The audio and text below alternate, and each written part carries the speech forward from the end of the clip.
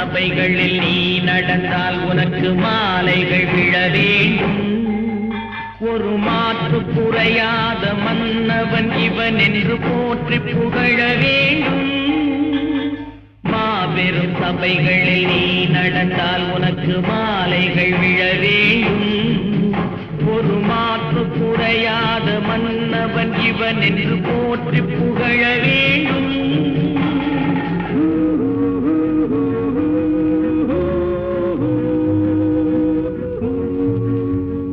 உன்னை அறிந்தால் நீ உன்னை அறிந்தால் உலகத்தில் போராடலாம்.